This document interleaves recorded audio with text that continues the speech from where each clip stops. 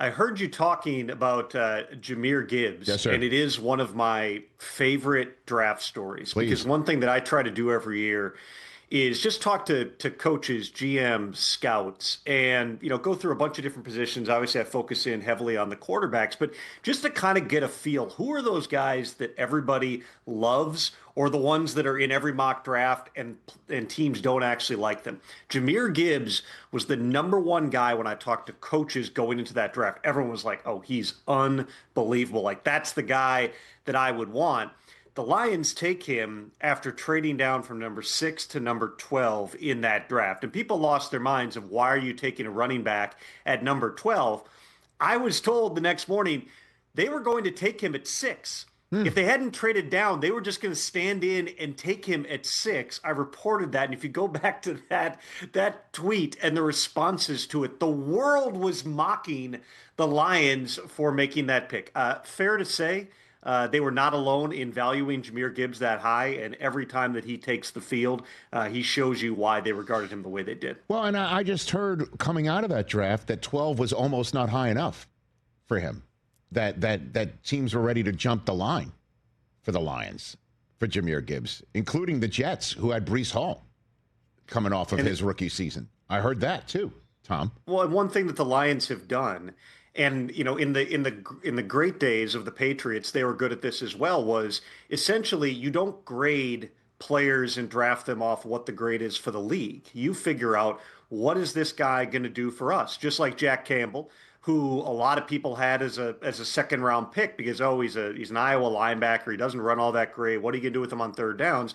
The Lions go, he's a perfect fit for what we want to do. We don't care where you have him graded. I think they took him at like 18. We're just going to stand in and take the guy. There's risk factors involved with that because over time, there are teams that place such an emphasis on the value that you're constantly, all right, we need additional bites at the apple. And that's why you trade down and you get guys.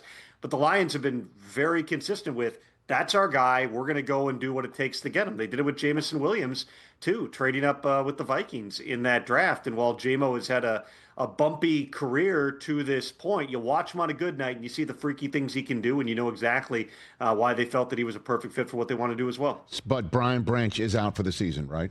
We determined that? Yeah. Brian Branch, torn Achilles. He's going to undergo surgery, out for the season.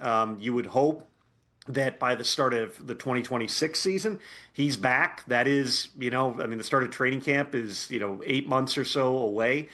So he's probably going to be limited. You'd hope by the early portion of next season he's back. But that's another big blow, Rich. As much as this was a huge win for the Lions, they were the most injured team last year. And you look at them right now, especially in the secondary, and once again, they're kind of, a series of spare parts. They had just gotten DJ Reed back. They lose Terrion Arnold, who had tried to play through that shoulder injury. I mean, he was told 2 months ago, this is probably season ending, got a second opinion, decided to push it. It just got to a point where he had to have shoulder surgery that if it hasn't already happened, it's happening in the next couple of days here. Kirby Joseph hasn't played since week 6 because of a knee injury. And now Brian Branch, who's one of the versatile pieces in the secondary of any NFL team, is out for the season as well. That's a lot to take on. I mean, we're past the trade deadline here. There aren't just players available that you can go get. So once again, Kelvin Shepard and that staff in Detroit is just going to have to go, all right, as much as next man up becomes a cliche, that's very much what it is at this time of year. And we'll see whether some of those other younger players are able to sustain this thing for a Lions team that's right in the playoff mix. Hey, you made it all the way to the end. Thanks for that. Check us out every single day streaming live on Disney Plus and the ESPN app 12 to 3 Eastern.